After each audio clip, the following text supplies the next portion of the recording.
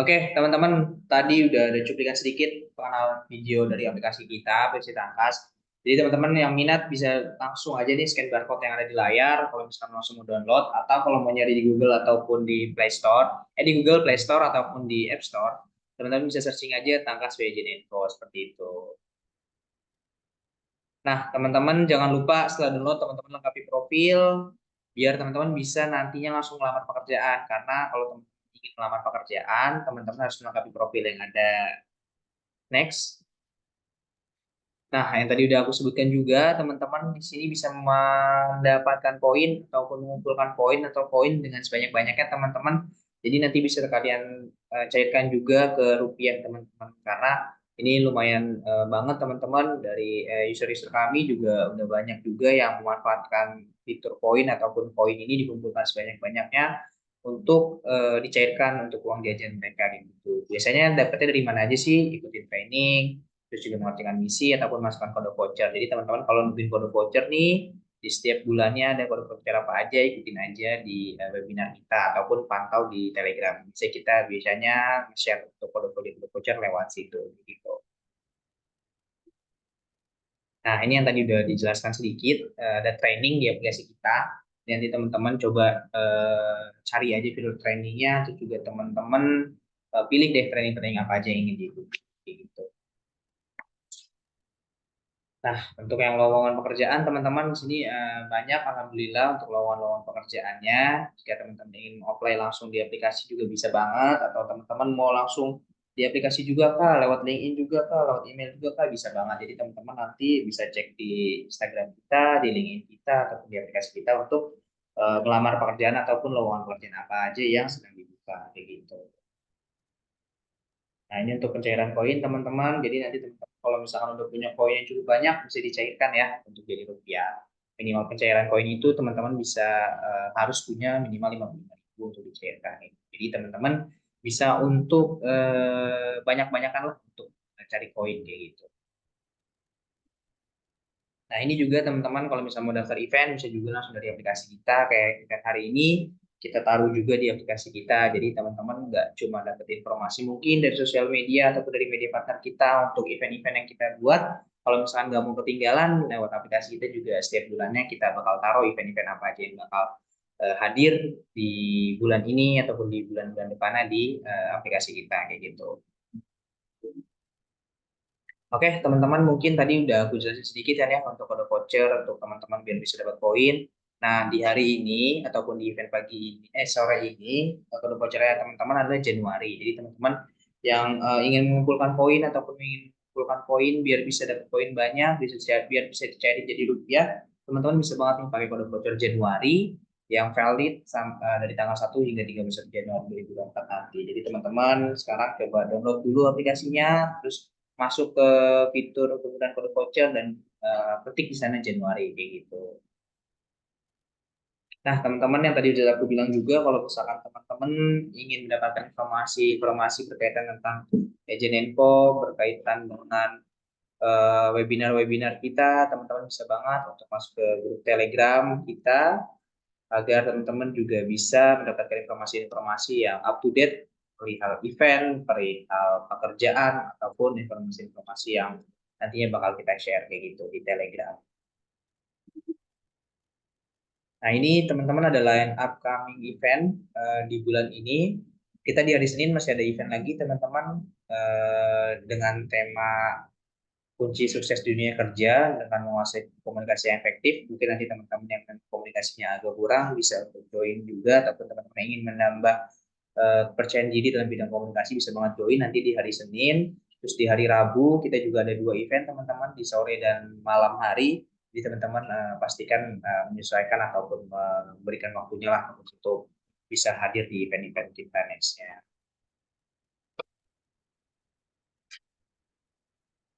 Oke, mungkin segitu aja dari saya, teman-teman semua. Jadi kalau misalnya mau nanti tanya-tanya, bisa lewat kolom chat, ataupun nanti bisa lewat admin, ataupun bisa lewat Telegram. Jadi sekarang teman-teman silahkan menikmati materi yang bakal nanti disajikan oleh Pak Materi. Selamat sore semuanya, terima kasih.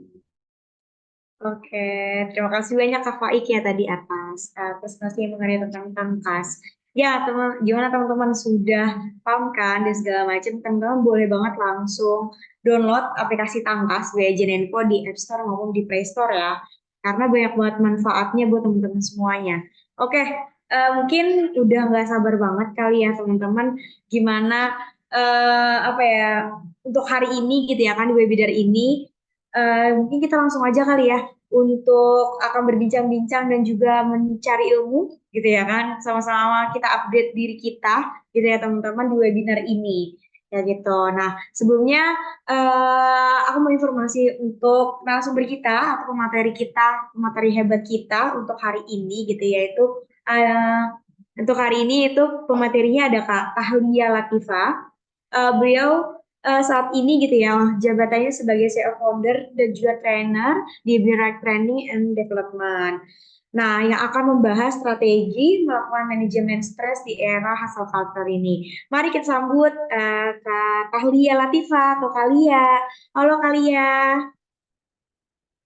Halo, suara aku terdengar? Ya, maaf Kak, Jelas nggak suara? agak sedikit apa ya putus-putus kali ya kalau di aku. Di teman-teman gimana? Aman Kak? Amankah suaranya Kalia? Kalau di Aman, teman-teman? aman Oh, Kak. aman. Oke, berarti aman kali ya. Oke, kali ya mungkin teman-teman semuanya udah nggak sabar. Tapi aku mau nanya dulu, gimana kalian Boleh, kabarnya? boleh. Sehat? Sehat. Alhamdulillah sehat. Aku ngobrolnya sama kalian loh, bukan sama teman-teman. Gak apa-apa, gak apa-apa. Oke, kalian lagi di mana nih? Posisinya lagi di rumah atau di luar? Aku lagi di rumah kebetulan. Apa namanya? Iya, lagi di rumah menunggu sore hari ini. Oke. Kebetulan lagi juga. Oh, lagi libur Jadi juga. benar-benar fokus. Oke, mungkin teman-teman udah nggak sabar banget nih Kak, ya kan, untuk sharing-sharing juga sama Kakak mengenai tentang tema kita di webinar ini gitu ya. Mungkin lagi pada bingung juga bagaimana kita apa ya, manage gitu ya, manajemen stres kita di era yang serba tekanan ini gitu ya kan, apalagi di Gen Z ini yang apa serba instan gitu. Mungkin dari Kak Lia gitu ya kan, bisa dipersilakan Kak untuk penyampaian materinya. Silakan Kak Lia. Oke, baik. Terima kasih ya Jihan sudah diberikan kesempatan untuk mengisi pada sore hari ini. Mungkin teman-teman juga aku mau menyapa halo teman-teman semuanya. Selamat sore. Dimanapun teman-teman berada, semoga dalam keadaan sehat. Nanti mungkin kalau misalnya ada yang mau tanya, bisa di tengah-tengah langsung bertanya, atau nanti di akhir juga boleh gitu ya. Tapi keduanya boleh. Misalnya Kak, aku gatel banget pengen nanya sekarang. Atau ada yang mau nanyanya via chat juga boleh banget ya. Nah, hari ini kebetulan aku dihubungi oleh teman-teman Agent Enco untuk mengisi tentang manajemen stres di era hustle culture. Nah, sebelumnya mungkin teman-teman sering banget ya dengar apa sih hustle culture itu. Hustle culture tuh tentang apa sih dan segala macam. Nanti sebelum mulai kali ya, aku mau tanya boleh boleh nggak di sini teman-teman cerita tentang em, usia dan apa sih yang teman-teman lagi kerjain saat ini? Nah, pas banget. Survei kecil-kecilan sambil aku kenalan sama semuanya ya. Apa sih kegiatan sehari-hari atau pekerjaan yang mungkin sedang melakukan suatu pekerjaan sama boleh umur 22 tahun. Oke. Nggak jauh beda lah ya kita ya.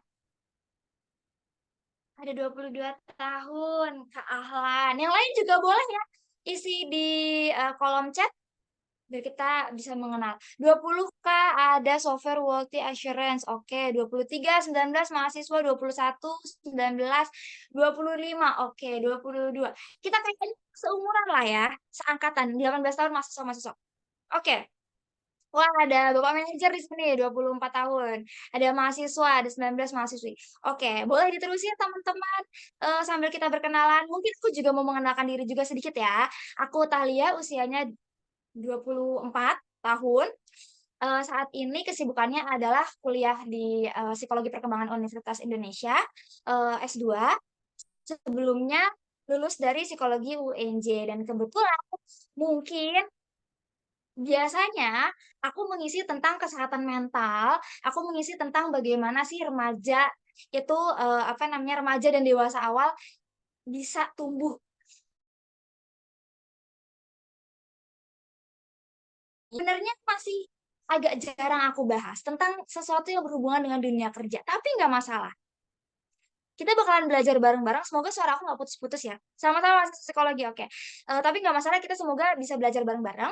Nanti mungkin teman-teman jika ada yang mau dikoreksi atau misalnya mau di-sharing, bagaimana kehidupannya di kampus atau bagaimana kehidupannya di kantor, itu boleh banget silakan diceritain ya. Aku senang banget teman-teman di sini ada mahasiswi, ada berbagai macam profesinya. Semoga tetap relate, tetap nyambung sama apa yang kita bahas hari ini. Karena menurutku apa yang kita akan bahas sepertinya general umum yang mungkin kantor-kantor banyak yang merasakan ya gitu. Karena aku sempat ngobrol-ngobrol juga ke teman-teman aku yang kerjanya di HRD, terus habis itu kerja di klinik tumbuh kembang dan segala macam. Hustle culture tuh masih happening gak sih? Apa sih yang lo rasain dari hustle culture ini? Apa sih yang lo rasain di dunia kerja? Dan itu yang akhirnya membuat aku, oh oke, bikinlah eh, webinar hari ini. Nah, ngomong-ngomong soal hustle culture, pasti erat kaitannya dengan jam kerja. Boleh ya di-sharing mungkin yang mahasiswa jam belajarnya setiap hari boleh gitu. Berapa jam sehari yang kamu em, lakukan, yang kamu luangkan, yang kamu berikan untuk bekerja, yang kamu pakai untuk bekerja. Apakah 8 jam? Apakah ada yang kantornya menerapkan 996? Dari jam 9 pagi sampai 9 malam 6 hari. Atau ada yang lebih parah daripada itu. Dulu aku pernah kerja jadi sales. Jam kerjanya 24 jam. Pagi sampai sore bekerja, malam kuliah. Luar biasa, di semangat. Wah, ada yang di Surakarta. Ada yang di Lombok segala macam. Oke, yang lain boleh ya di komentar. Kalau aku, setelah S2 ini sepertinya 5-10 jam kayaknya ya, menugas. Freelance 3-6 jam tapi nggak penuh. 9 to 5, oke. Aku belum kerja, susah juga ya zaman sekarang. Iya ya. Semoga apa yang kita bahas hari ini akan menjadi bekal untuk teman-teman yang sedang mencari pekerjaan. Supaya nanti ketika bekerja, produktivitasnya jadi lebih sehat. Oke. Freelance, berarti kerjanya bisa kapan saja, di mana saja. Saat ini aku juga lagi libur, jadi lagi freelance juga.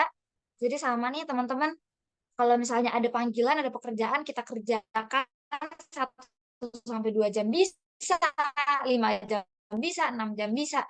Tapi nggak ada juga sama sekali juga bisa ya. Bisa dipakai, digunakan untuk hobi dan lain. Oke deh, kalau gitu. Nah, menurut kalian, apakah yang kamu kerjakan hasilnya udah cukup atau belum sih gitu? Untuk kebutuhan kamu kerja tapi part time, oke. Udah cukup belum sih yang kita kerjain? Karena dari curhatan salah satu temanku bilang, menurut lo kenapa sih hustle culture tuh masih masih happening sampai sekarang? Ada yang bilang karena katanya kebutuhan tuh semakin banyak, semakin tinggi, sehingga orang-orang tuh butuh sesuatu untuk menambah penghasilannya dengan bekerja lebih ekstra. Ada yang bilang seperti itu. Mungkin hustle culture-nya ada yang punya side job banyak banget, ada yang mungkin ngerjain satu pekerjaan tapi kayaknya eh, lembur terus gitu ya. Alhamdulillah cukup yang dikatakan di akbar. Semoga teman-teman di sini juga cukup ya. Dan mungkin eh, apapun yang teman-teman dapatkan bisa dinikmati, bisa disyukuri. Jadi benar-benar terasanya cukup. Yang mau sharing lagi boleh di kolom chat. Oke, kita langsung masuk ke hustle culture. Jadi hustle culture itu sebenarnya apa sih? Hustle culture itu sebenarnya kalau misalnya dari term psikologi sendiri, ini masuknya ke dalam istilah yang populer. Jadi agak sulit nih mencari kira-kira apa ya definisi secara ilmiahnya gitu. Tapi disadur dari berbagai macam sumber, akhirnya aku menemukan bahwa hustle culture itu adalah budaya. Dari kata culture itu sendiri aja udah ada ya. Budaya di mana nggak ada lagi jam kerja standar. Atau pada zaman dahulu di luar negeri itu disebutnya green culture. Green GRIND gitu.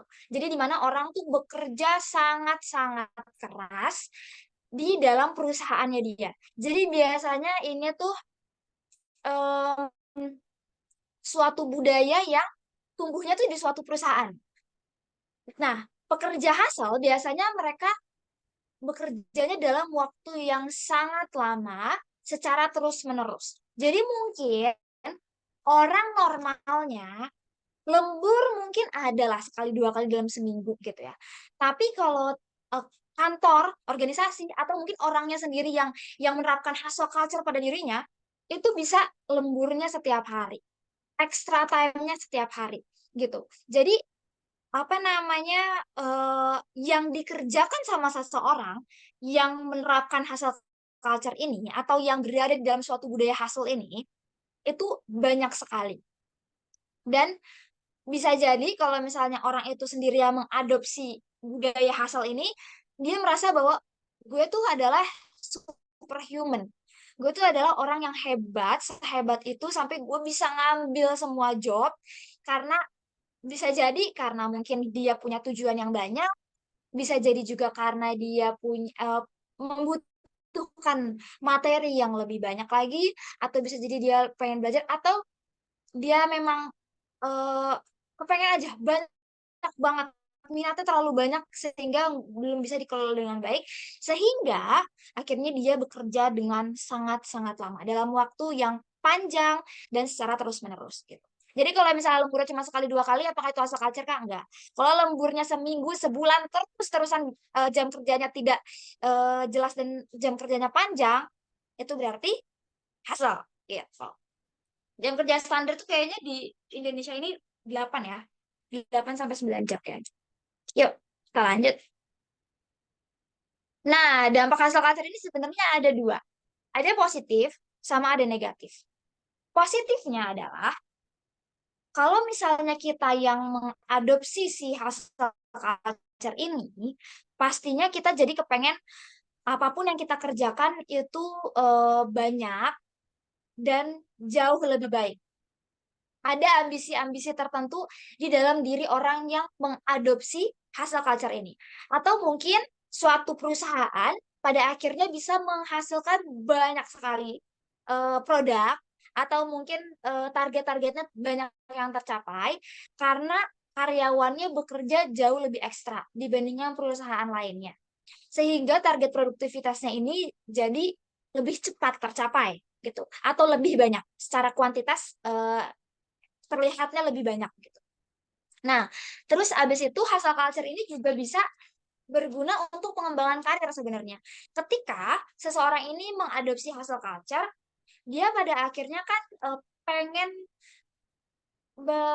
belajar banyak hal, mungkin mengambil banyak tanggung jawab, yang pada akhirnya membuat dia merasakan begitu banyak pengalaman di dalam suatu pekerjaannya dia, sehingga eh, peluang untuk akhirnya berkarir dengan lebih baik itu bisa jadi terbuka. Karena misalnya, saya merasa bahwa saya bisa mengerjakan A, B, C, D, E, di saat teman-teman saya cuma bisa ngerjain A dan B. Akhirnya kalau misalnya ada tugas dari atasan, kayak, kamu bisa ngerjain ini, oh saya bisa Pak, saya ambil. Oh saya bisa Pak, saya ambil. Oh ada proyek ini, saya jadi ketuanya, saya jadi PJ-nya, saya jadi project leader, segala macam yang membuat tadi pengalaman jadi lebih banyak dan mungkin peluangnya untuk jadi berprestasi menjadi karyawan teladan mungkin atau mendapatkan promosi jabatan mungkin atau peningkatan gaji mungkin itu bisa jadi tercapai ketika orang mengadopsi hustle culture ini. Sementara kalau misalnya apa namanya negatifnya negatifnya ini kalau dibaca di dalam beberapa artikel jurnal ataupun artikel-artikel populer, ternyata hustle culture ini dampak negatifnya jauh lebih banyak. Bahkan ada yang menyebutkan dampaknya tuh justru kontradiktif sama tujuannya. Mungkin hustle culture tujuannya adalah supaya target produktivitasnya tercapai dengan cepat dan banyak. Tapi ternyata sebenarnya mungkin pada saat itu karirnya jadi hasilnya jadi lebih banyak. Hasilnya jadi lebih cepat. Produktivitasnya terlihat lebih oke. Tapi dalam jangka panjang karirnya akan jadi lebih pendek. Karir itu adalah apa ya? Karir itu adalah suatu pekerjaan, suatu kegiatan yang dilakukan sama orang, yang digeluti sama seseorang secara terus-menerus, secara jangka panjang gitu kan ya. Jadi kalau misalnya orang mengadopsi hustle culture, karirnya jadi lebih pendek. Bisa jadi dia jadi sakit, atau bisa jadi dia kelelahan, atau bisa jadi dia malah pensiun dini dan segala macam. Itu dampaknya jauh lebih banyak. Bahkan apa namanya, ketika jam kerjanya lebih panjang, tadi kan kalau misalnya definisinya sendiri kan hustle culture itu adalah jam kerja yang panjang secara terus-menerus. Nah, jam kerja yang terlalu panjang tadi dalam berbagai macam penelitian menunjukkan bahwa berhubungan dengan kesehatan mental yang semakin buruk dan kemudian meningkatnya kecemasan. Banyak sekali kebetulan aku juga bekerja di biro Aroma Psychologist namanya, yang datang dengan gejala kecemasan gitu, yang mungkin terbawa dari pekerjaan dan segala macam. Terus habis itu bahkan ada risiko mengalami depresi.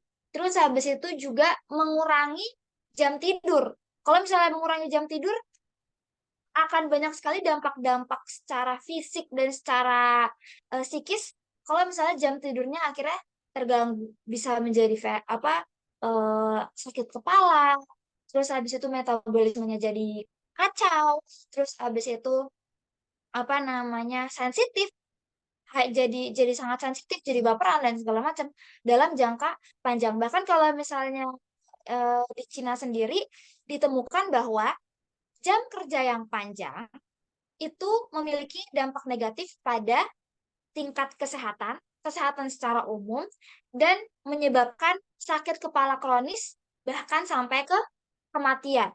Gitu. Dan ada lagi penelitian lain menunjukkan bahwa 24.685 karyawan dalam sebuah perusahaan Jepang itu bekerja secara overtime, secara berlebihan, dan itu yang menjadi penyebab stres yang meningkat di kalangan pekerja dan bahkan membuat perusahaan itu profitnya menjadi semakin turun.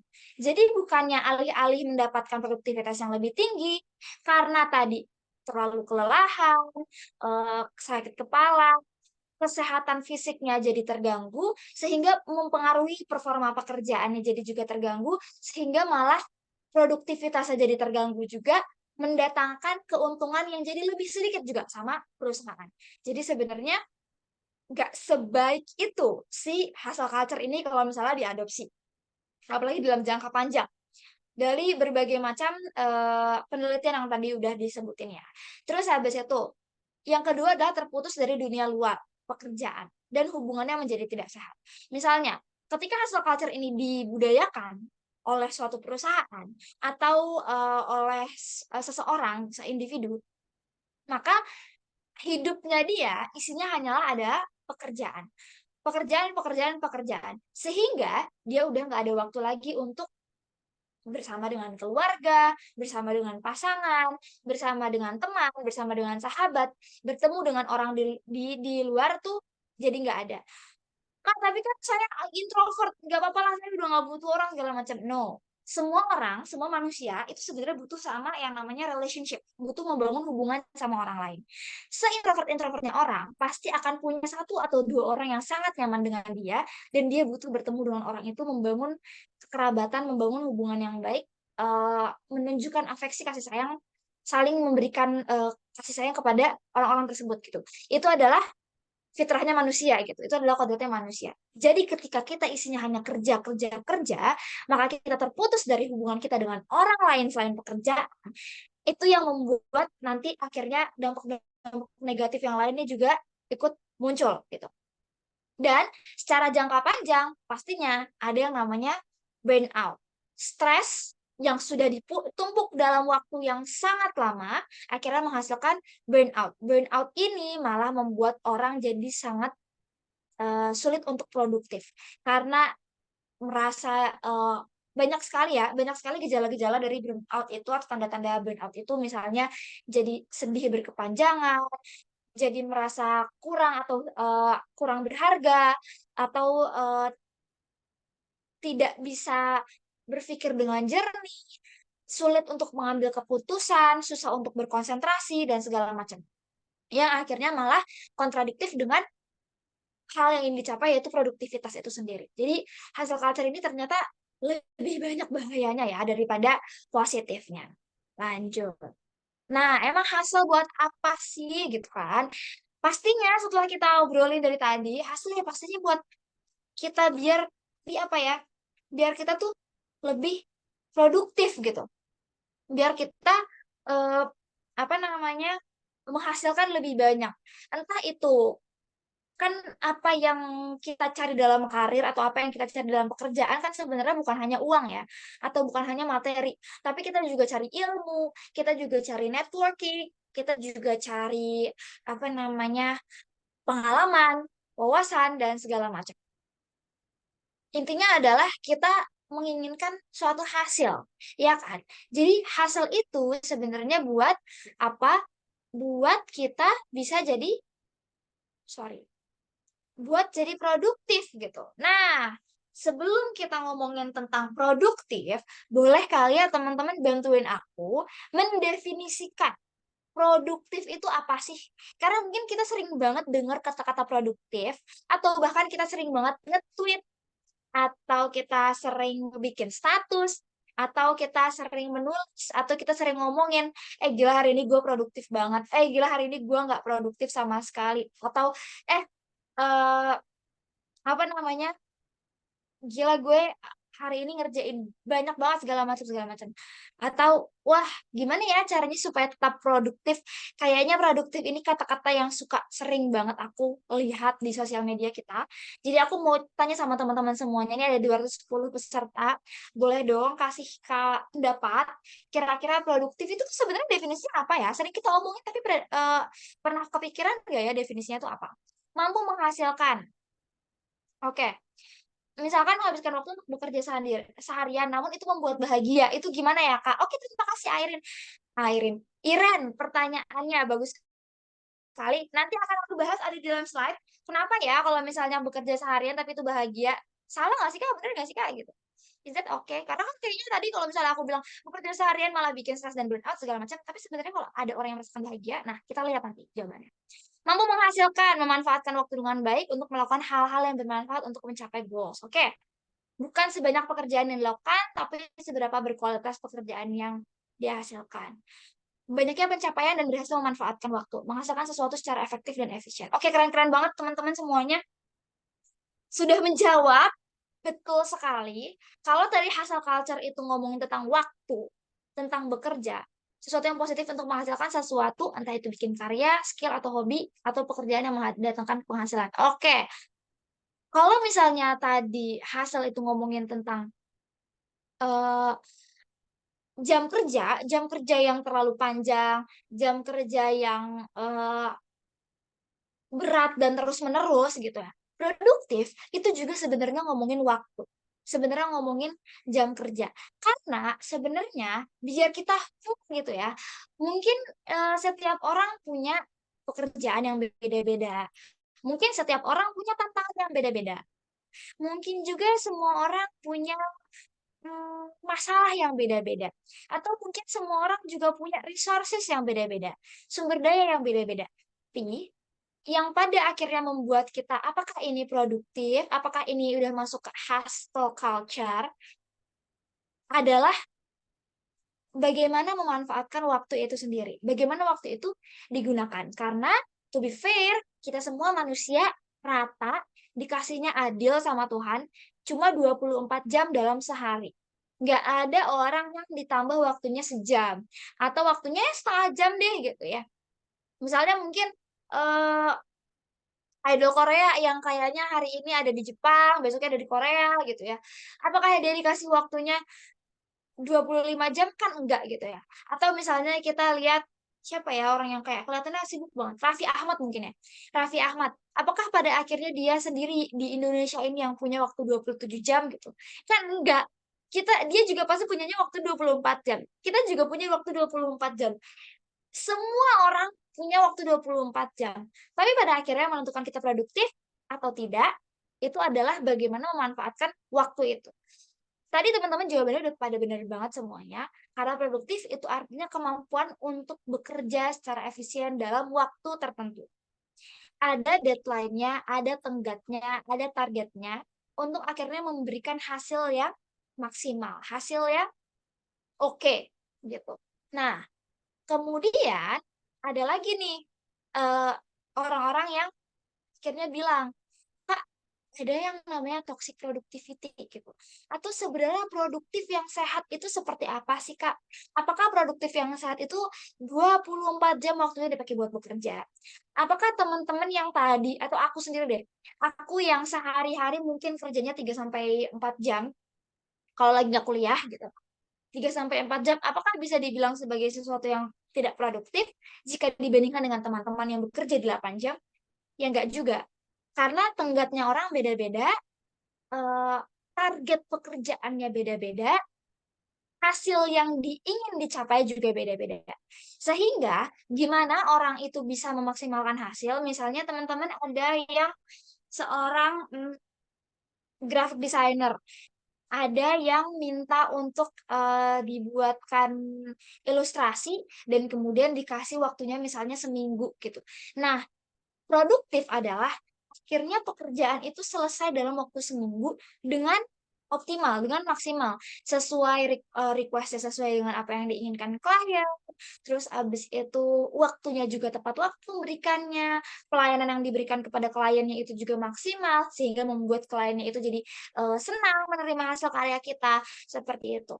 Tapi kalau misalnya nggak produktif, oh berarti tenggatnya lebih jauh daripada apa namanya yang ingin dicapai. Misalnya hasil akhirnya ternyata baru selesai 10 hari atau baru selesai 14 hari, bukan karena ada sesuatu mendesak yang datang tiba-tiba, tapi emang benar-benar karena kemampuan regulasi tim atau individunya itu belum dapat di manajemen dengan baik. Seperti itu. Nah, kalau misalnya toxic itu yang kayak gimana sih, Kak? Karena kita suka sering dengar ya, hustle culture ini mungkin yang sehat ya, ya bisa dibilang produktif. Tapi yang akhirnya dalam jangka waktu yang panjang, akhirnya mungkin masuk ke dalam terms toxic productivity. Toxic productivity itu adalah ketika seseorang itu kecanduan untuk menjadi produktif atau obsesi dengan produktivitas yang akhirnya dia merasa berharga, dia merasa dirinya adalah orang yang manusia gitu ya, manusia yang hebat ketika dia berhasil melakukan sesuatu sampai tingkat tertentu. Jadi dia nggak ngelihat lagi tentang hal-hal yang lain, dia cuma ngeliatin bagaimana dia produktif atau enggak. Hari itu pekerjaannya selesai atau enggak, salah apa enggak, sempurna apa enggak, dia cuma lihat itu. Gitu. Toxic productivity bisa di antara dua hal. Apakah dia consume by feeling, artinya dia bener-bener perasaannya tuh kayak pokoknya harus kerja kerja, kayaknya kalau nggak kerja nggak enak gitu ya. Atau apakah dia emang dituntut sama pekerjaannya gitu, pekerjaannya memang yang mengharuskan dia untuk terus terus terus menerus bekerja tanpa ada istirahat, bahkan mungkin lagi on leave udah pakai foto profil on leave gitu ya, tapi tetap harus disuruh kerja gitu. Itu juga termasuk toxic productivity, sehingga nggak punya waktu untuk beristirahat. Nah, 3 tanda toxic productivity. Yang pertama adalah bekerja berlebihan sehingga mengganggu kesehatan fisik dan hubungan personal. Kesehatan fisik bisa dinilai dari kebutuhan dasar sehari-hari. Makannya benar atau enggak? Minumnya bagaimana? Tidurnya seperti apa? Dari 3 hal itu, ketika 3 hal itu sudah nggak teratur, misalnya makannya jadi suka telat, atau asam lambungnya akhirnya jadi kumat gitu. Atau misalnya dia akhirnya tidurnya hanya setengah jam dalam sehari, atau mungkin sampai hari Minggu pun mereka tetap bekerja gitu. Dan mungkin akhirnya mengganggu hubungan personal. Yang punya anak mungkin jadi nggak bisa bercanda dengan anaknya, yang punya pasangan jadi nggak pernah eh, apa berinteraksi lagi dengan pasangannya dicuekin aja dan segala macam. Yang punya orang tua mungkin jadi nggak pernah berkabar lagi dengan orang tuanya dan lain-lain. Akhirnya mengganggu hubungan personal. Bahkan bisa jadi juga mengganggu hubungan personal dengan rekan kerja karena terlalu fokus sama pekerjaannya. Terus yang kedua adalah memiliki ekspektasi yang tidak realistis. Misalnya ada pekerjaan yang sebenarnya berat, yang sebenarnya bisa dicacah-cacah dalam dalam waktu seminggu, sama dia nggak sehari bisa kelar. Sehari tapi dia kerjanya 24 jam non-stop nggak tidur. Itu kan sesuatu yang tidak realistis kan sebenarnya. Sebenarnya kan kalau yang sehat adalah ya diukur bagaimana apa namanya, apakah diri ini sanggup mengerjakannya seperti itu, timnya bagaimana, apakah sanggup dan segala macam. Jadi tidak realistis.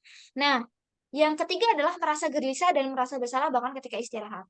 Ada beberapa waktu itu aku pernah mengisi webinar, pada akhirnya ada orang cerita tentang, Kak, aku merasa bersalah banget kalau misalnya ada orang yang eh, kalau misalnya aku pergi liburan. Bahkan aku liburan aku bawa laptop karena aku takut banget aku nggak bisa kerja gitu, atau aku tinggal takut banget ninggalin pekerjaan aku padahal aku udah izin cuti kak gitu. Nah itu udah termasuk dalam salah satu dari toxic productivity. Padahal kan boleh ya untuk libur, untuk jeda dan segala macam nanti yang akan kita bahas. Oke, buat jawab pertanyaan yang tadi, kalau misalnya kita kerja seharian, tapi kita jadi bahagia, that's good gitu ya. Dan aku berharap lebih banyak orang lagi yang merasakan hal yang demikian. Jika pekerjaannya dalam taraf yang eh, wajar dan sehat gitu ya. Jangan juga, Kak, aku kayak gitu tapi aku bekerjanya 20 jam sehari. Kayaknya semakin lama nanti bisa dievaluasi kembali gitu ya. Apakah benar-benar bahagia atau kenapa-napa. Tapi kalau misalnya yang pekerjaannya 9 to 5 atau misalnya dari jam 8 sampai jam 4 atau dari jam 8 sampai jam 5 mengerjakannya tuh datang senang, pulang senang gitu. Itu adalah hal yang sebenarnya diharapkan. Itu sebenarnya adalah suatu hal yang kita inginkan semuanya gitu. Dan itu bagus berarti. Karena yakinlah di dunia ini nggak akan ada yang jalannya mulus-mulus aja. Pasti semuanya ada tantangannya, ya enggak? Semuanya ada masalahnya, semuanya ada stresornya. Apakah ada kendala di pekerjaan, ataukah ada kendala di hubungan dengan atasan, ada kendala di hubungan dengan klien, ada kendala hubungan dengan teman kerja dan segala macam. Atau mungkin ada keadaan-keadaan atau kondisi di mana kita harus beradaptasi karena itu adalah pengalaman yang baru. Ya kan?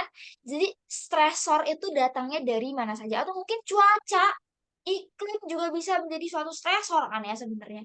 Tapi pada akhirnya stres ini kebagi jadi dua. Apakah kita merasakan eustress atau distress? Nah, harus dicek nih. Kira-kira yang dirasakan di kantor tuh kebanyakan yang mana? Yang eustress atau yang distress? Yang eustress atau bisa disebut juga dengan stres positif, stres yang sehat adalah ketika kita dihadapkan sama tantangan nih. Kita dihadapkan dengan masalah. Tapi kita merasa senang.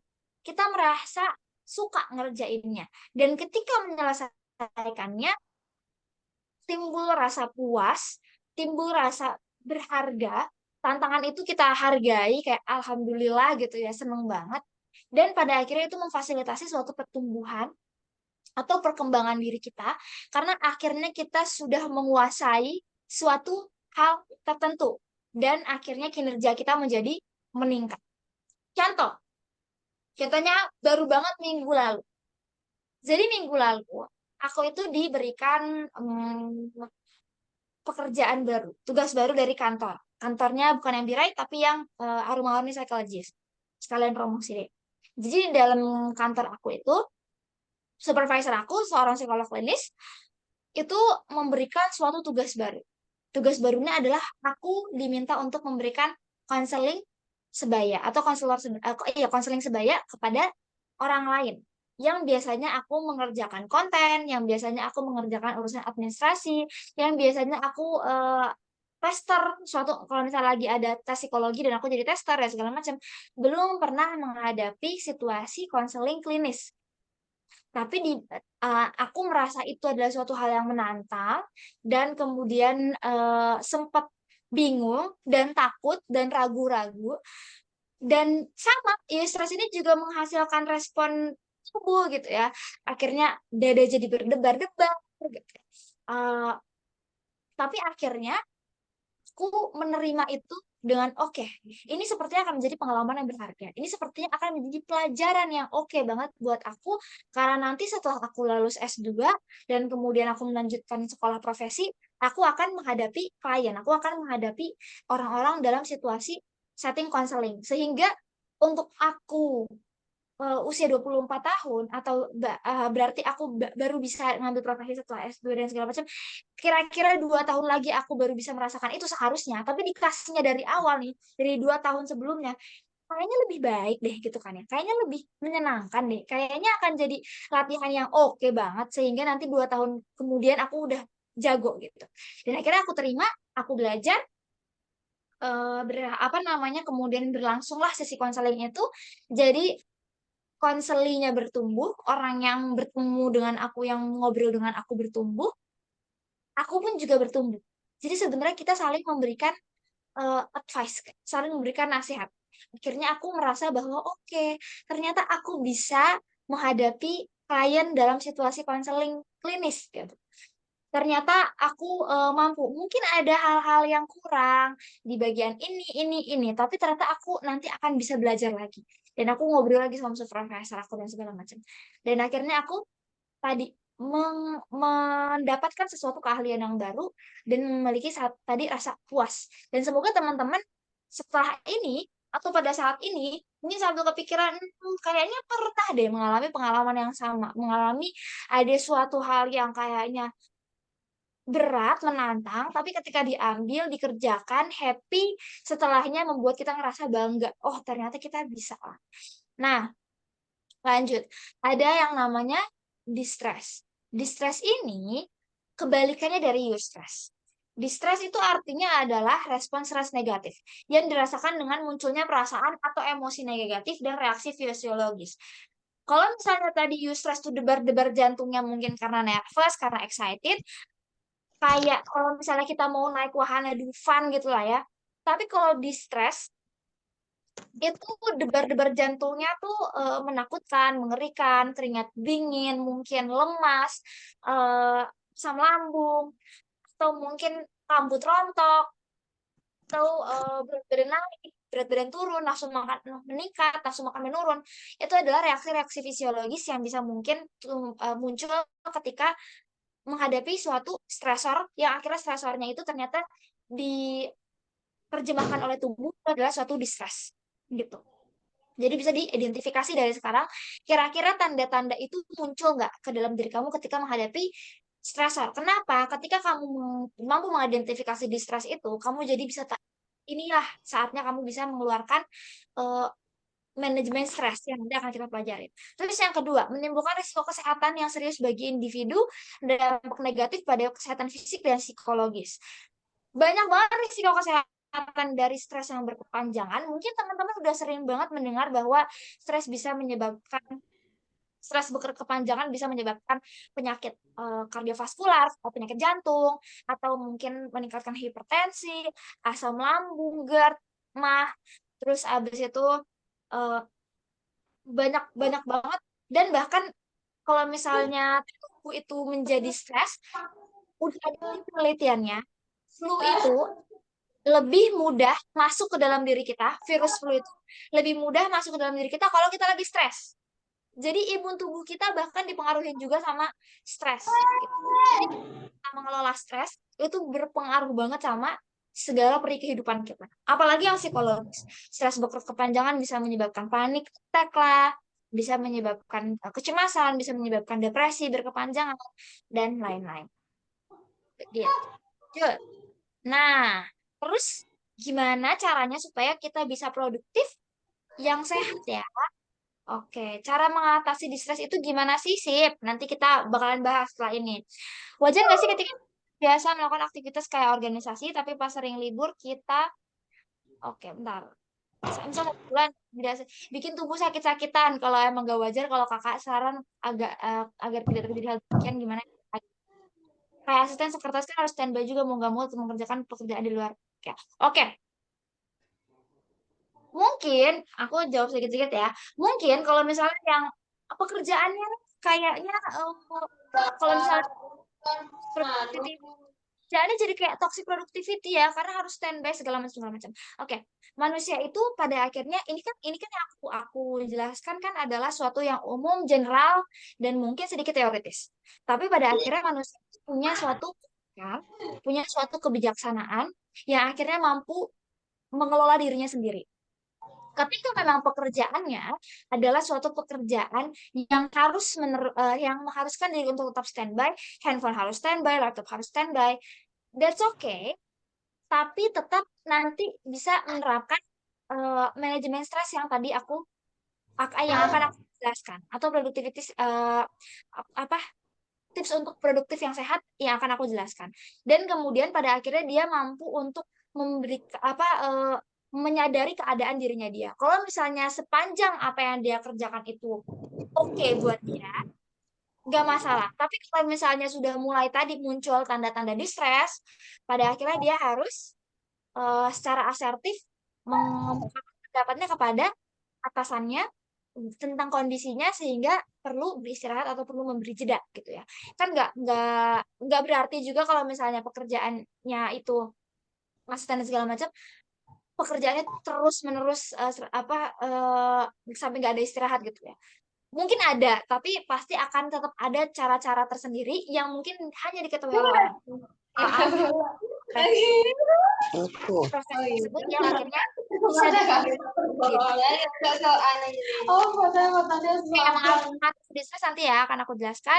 Untuk kalau misalnya biasanya baik-baik aja, tapi begitu libur malah jadi sakit-sakitan Kak. Nah mungkin kalau itu wajar apa enggak, kita lihat dulu apakah itu karena obsesinya kita sama pekerjaan, atau itu adalah respon tubuh kita yang emang pengen terus bergerak. Dan that's okay juga kalau misalnya kita adalah orang yang emang gak bisa diem, kalau diem malah sakit, ya udah silakan mengerjakan sesuatu yang menyenangkan buat kita, mengerjakan produktivitas yang menyenangkan buat kita, yang nggak membuat kita jadi stres, yang lebih banyak menghasilkan eustress gitu. Dan itu nggak masalah, sah-sah aja. Oh justru bisa jadi yang ketiga adalah apakah itu adalah tanda tubuh kita emang lagi minta istirahat. Sebenarnya sakit itu bisa jadi diberikan sama Tuhan. Nah, kalau kita diem aja nih, kalau kita kalau misalnya sehari-hari kalau kita nggak dikasih sakit, kita bukan gerak terus nih gitu.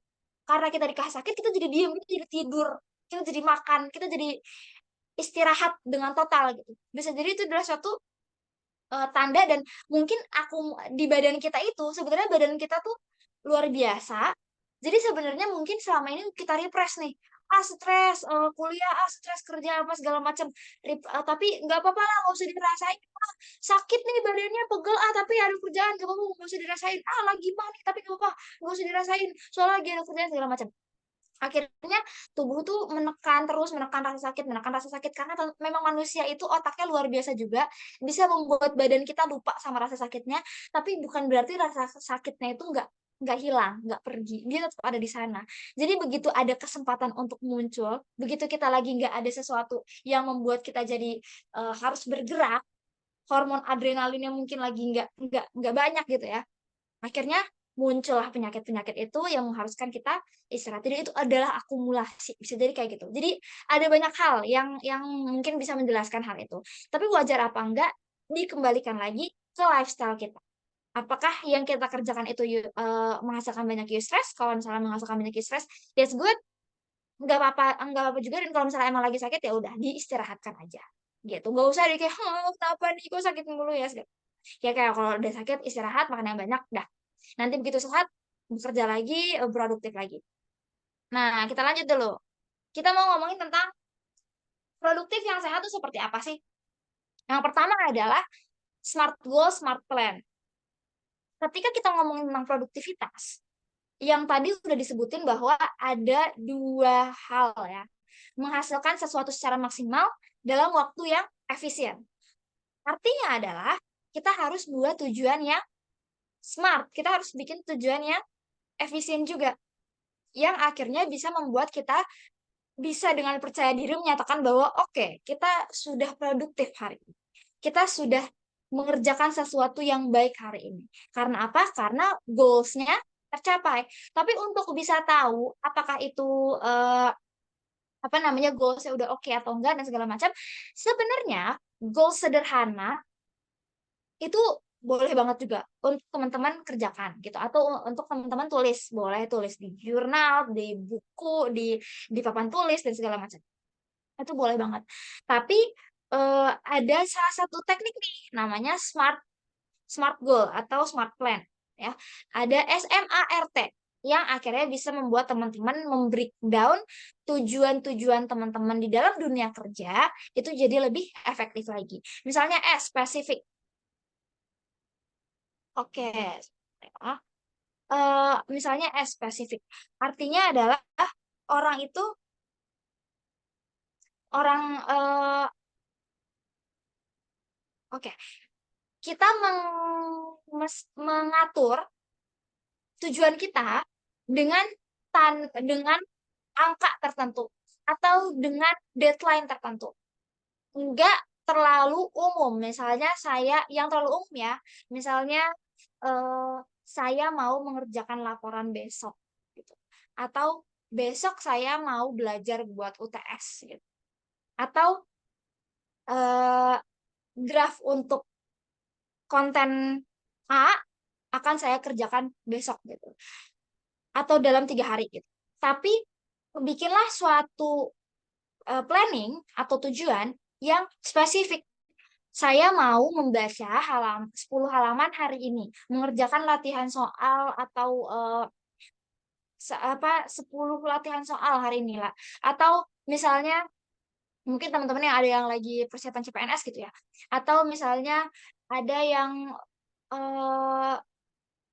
hari ini saya mengerjakan mau mengerjakan laporan dari hari ini sampai hari ini gitu ya.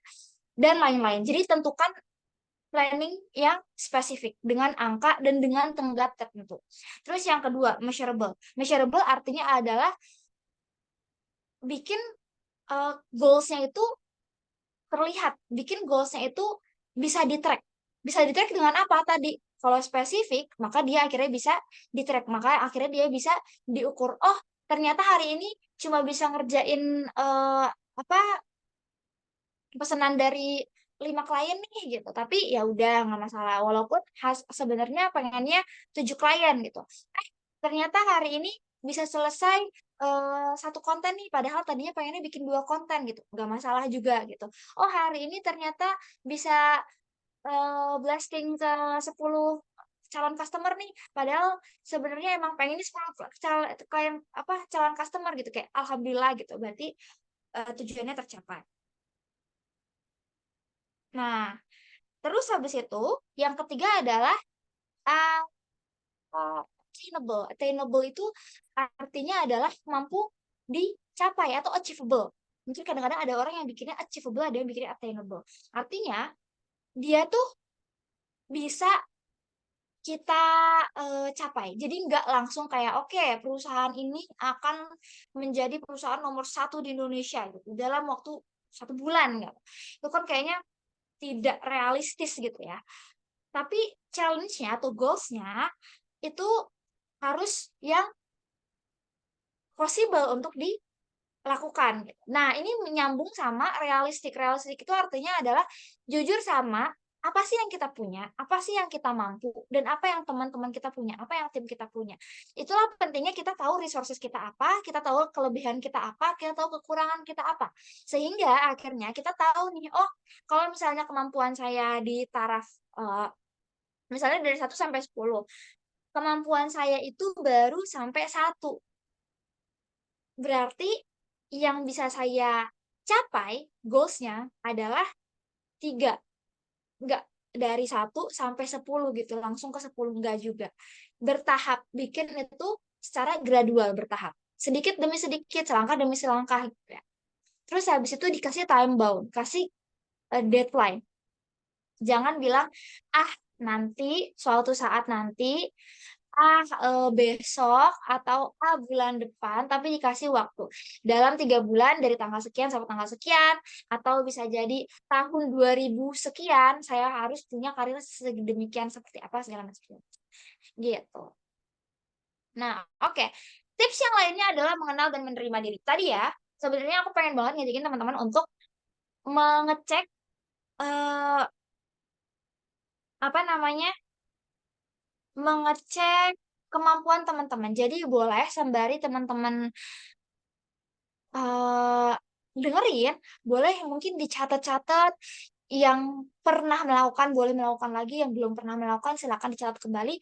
Kira-kira tulis deh 3 kelebihan sama 3 kekurangan. Dari hal sederhana 3 kelebihan sama 3 kekurangan. Bisa nggak? Mungkin ada yang mau sharing di chat juga boleh. Silakan.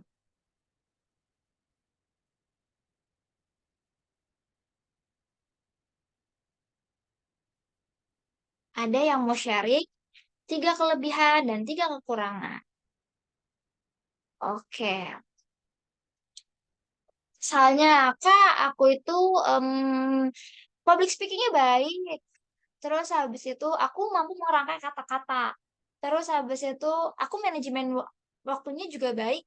Tapi kekurangan aku nggak enakan Kak sama orang. Gitu. Terus habis itu yang kedua apa? Yang ketiga? Coba dicek masing-masing kira-kira seperti apa kelebihan dan kekurangan dirinya.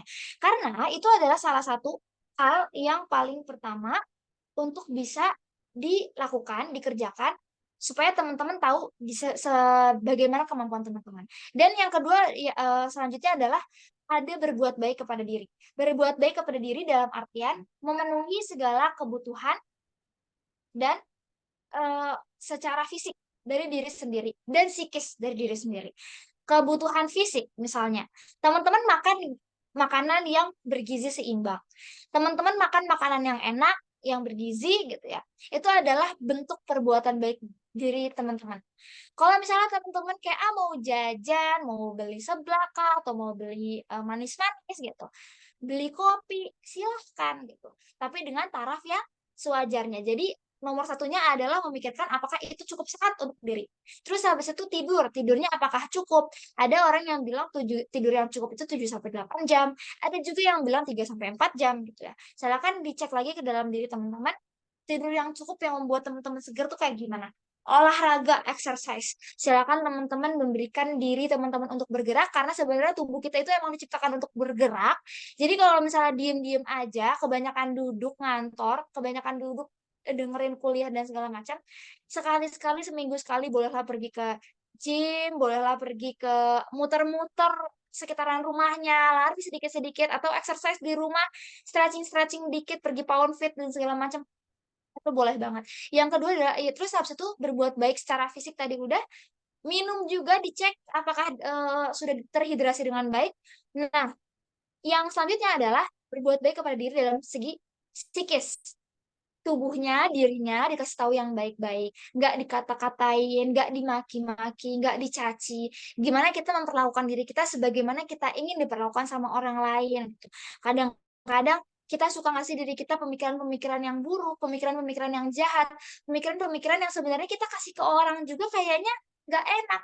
Tapi kalau kita kasih ke dalam diri kita sendiri, itu jangan sampai seperti itu. Kasih dirinya kata-kata yang hebat ketika ngaca, boleh sambil kayak Masya Allah, cakep ya hari ini ya gitu.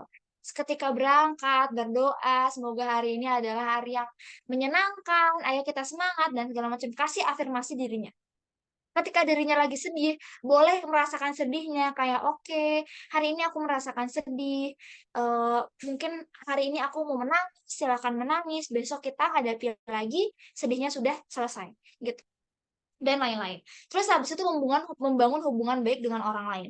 Teman-teman, baik itu di rekan kerja, kalau hubungannya dengan rekan kerja, mungkin hubungannya adalah lebih kepada kolaborasi. Bagaimana berkolaborasi, bekerja sama dengan baik sesuai dengan porsinya di lingkungan kerja. Tapi dengan orang lain, coba yuk untuk kumpul sama orang yang punya positive vibe. Berteman sama teman-teman yang bisa saling memberikan energi positif. Karena apa? Emosi itu menular. Secara saintifik, banyak banget penelitian yang mengatakan bahwa emosi itu menular.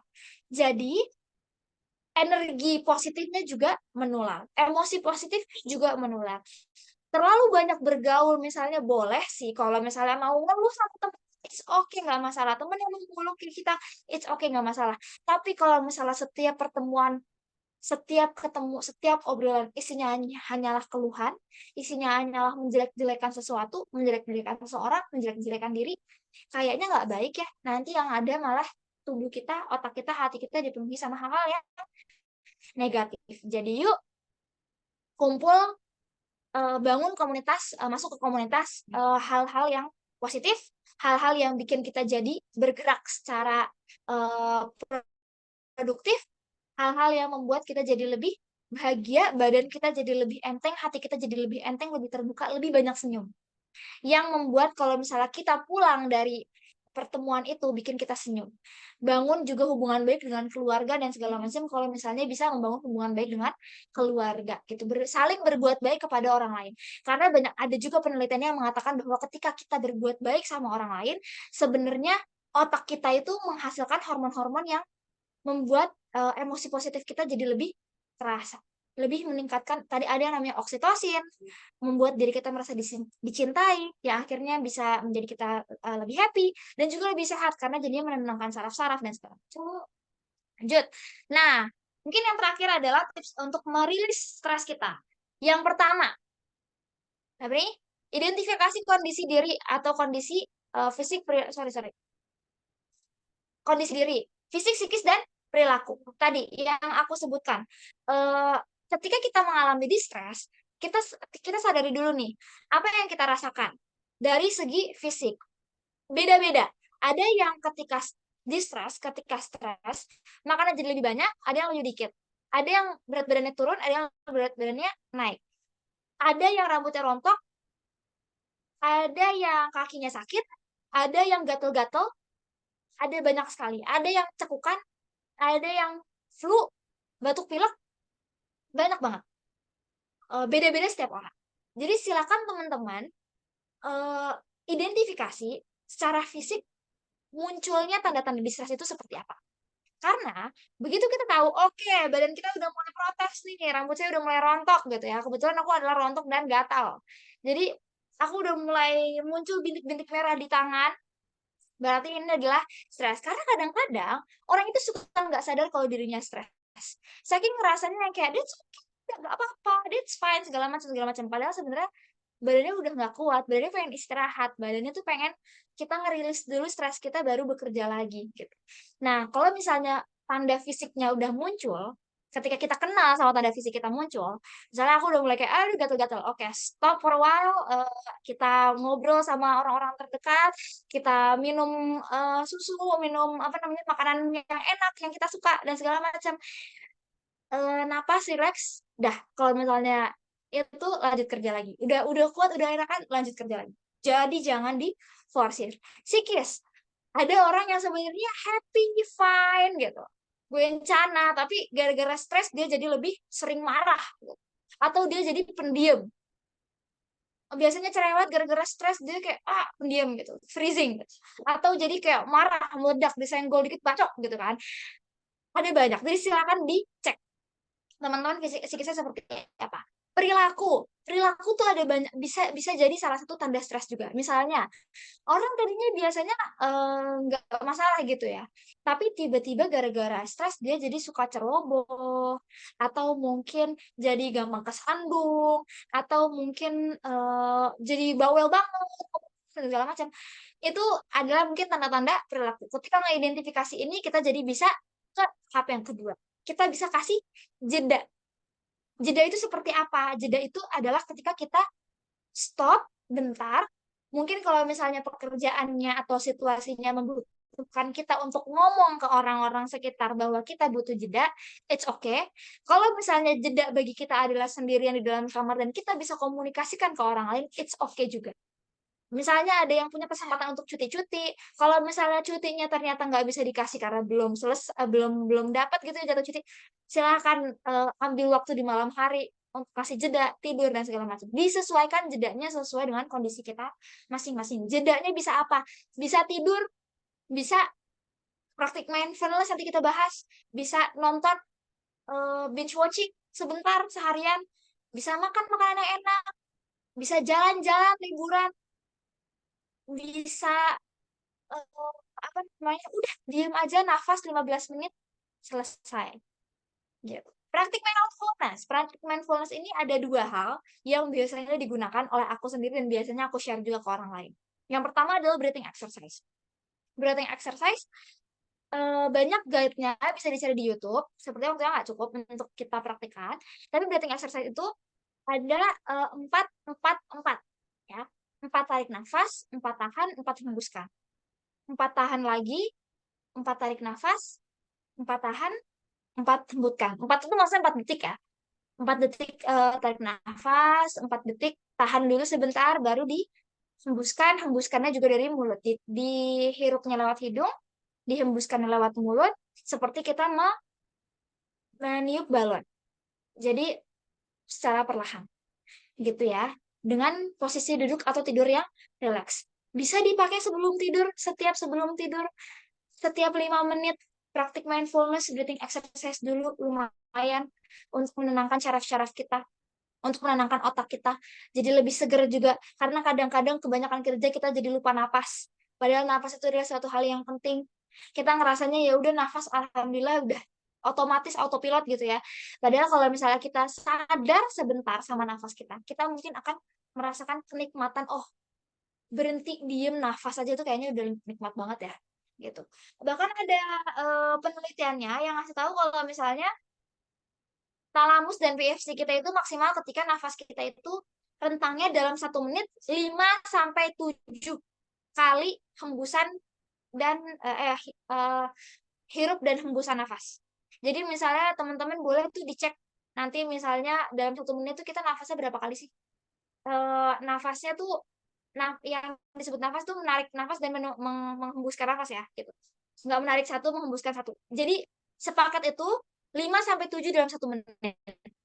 Rata-rata kalau misalnya dihitung itu ada yang 20, ada yang mungkin 15, ada yang mungkin 25 gitu. Waktu itu aku pertama kali 20 langsung kayak, kamu kenapa, kamu lagi deg-degan apa gimana ya? Jadi dipraktikkan secara 5 menit, hypothalamus dan PFC-nya bisa maksimal. PFC itu yang di depan, yang fungsinya adalah untuk bisa mengambil keputusan dan segala macam. Gitu. Nah, kemudian praktik mindfulness yang kedua adalah ketika teman-teman lagi ngerasain stres banget pada saat itu, pada saat lagi kerja dan kemudian kayak stres banget gitu, bisa stop, lihat 5 yang ingat-ingat ada 5, 4, 3, 2, 1, 5 yang dilihat. Coba dilihat apa, hari ini ngelihat apa di depan mata itu ada bingkai, ada laptop, ada pulpen, ada gelas, ada segala macam. 5 yang dilihat, 4 yang dirasa, yang diraba. Tangan ini megang mejanya cukup halus. Oke, megang kertas, kertasnya ada tekstur dari tulisannya, dan segala macam. Terus habis itu ada tiga yang didengar. Stop, kira-kira dengar apa? Oke, aku mendengar denting gelas di ujung sana. Aku mendengar suaraku sendiri. Aku mendengar ada suara kipas angin dan segala macam. Terus 2 yang dicium, dihirup. Hari ini aku mencium bau parfum dan bau pengawang ruangan. Terus 1, apa yang dirasa? Di dalam lidah tuh ada apa? Mungkin bisa sambil ngemut permen atau bisa sambil makan dan segala macam. Ya, kira-kira seperti itu. Dan yang terakhir adalah memaafkan diri sendiri. Karena manusia ya tidak sempurna. Kadang-kadang kita stres karena kita ngerasa kita melakukan kesalahan. Atau kita terlalu takut sama keadaan. Dan ketika kita merasakan itu, ingat-ingat bahwa diri kita itu perlu untuk dimaafkan. Karena kita manusia. Nggak apa-apa kalau misalnya hari ini salah. Nggak apa-apa kalau misalnya kemarin berbuat salah. Karena kita masih punya waktu untuk memperbaikinya. Kedepannya diprediksinya sama hari ini ya, berarti hari ini adalah waktu untuk memperbaiki itu gitu. Jadi maafkan diri, kasih diri terima kasih diri validasi apa yang dirasakan dan segala macam, dan kemudian maafkan. memaafkan tuh ada dua hal. Mengakui apa kesalahannya, yang kedua adalah berusaha untuk berbuat yang lebih baik. Itu memaafkan. Oke, ada suaranya nggak ya? Tapi nggak apa-apa. Ada Kak, ada suaranya.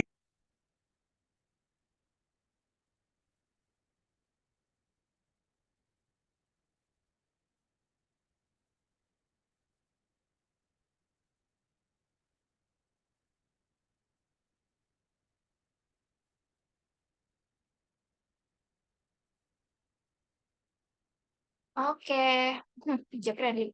Nah, tadi dari drakor tadi, sebenarnya yang kita bisa ambil adalah, jadi itu Daily Dose of Sunshine. Kebetulan aku suka banget drakor. Mungkin teman-teman ada yang pernah nonton. Daily Dose of Sunshine itu kan ceritanya tentang ada salah satu cuplikan orang yang gila kerja, kerja terus, sampai akhirnya dia menderita pseudodemensia. Sebenarnya dia demensia, tapi dia nggak sadar, tapi sebenarnya itu bukan demensia yang diakibatkan oleh usia yang tua, kan biasanya demensia gitu ya. Jadi pikunan. Nah, akhirnya dia menyadari bahwa jangan terlalu berat sama diri sendiri, jangan kerja terlalu keras, sekeras itu sampai menyalahkan diri kalau misalnya ada salah, kemudian berusaha untuk memikul semua bebannya sendiri gitu. Karena apalagi kalau misalnya keadaan itu udah membuat kita jadi nggak bahagia. Karena kalau kita nggak bahagia, gimana cara kita bikin bahagia orang lain? Gitu. Karena dan tantangan kehidupan kita nggak akan berhenti gitu ya. Stresor tuh pasti akan datang terus gitu. Baik itu organisasi atau perusahaan yang mengadopsi hustle culture atau mungkin yang tidak mengadopsi hustle culture gitu ya. Tantangannya pasti akan ada, terus-terusan ada dari sekitar kita. Tapi kita manusia itu adalah makhluk yang paling hebat karena kita bisa berpikir, kita bisa merasakan, dan kita bisa memilih bagaimana cara menghadapinya.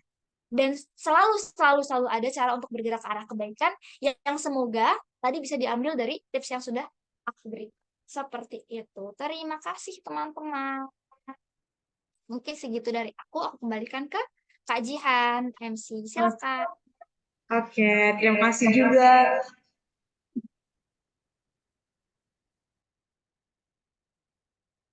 Oke.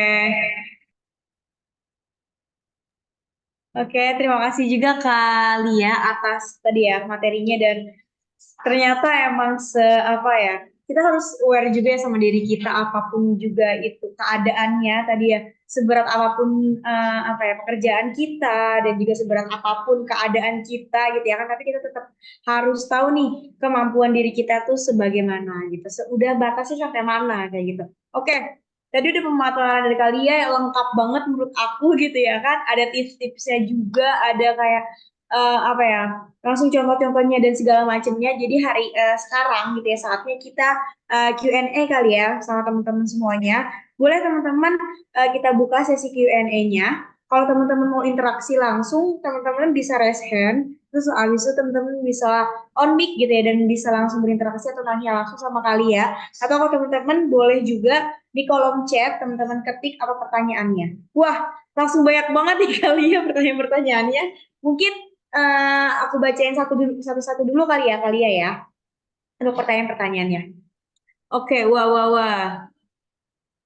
Ini untuk bertanya, oh boleh, yang untuk teman-teman yang ingin sekali untuk berinteraksi sama kalian, nanya langsung boleh banget raise hand. Terus teman-teman boleh on cam, boleh on mic juga gitu, biar bisa tanya langsung sama kaliannya. Mungkin berbeda ya, kalau teman-teman mengetik nanya dengan bertanya langsung kan berbeda gitu.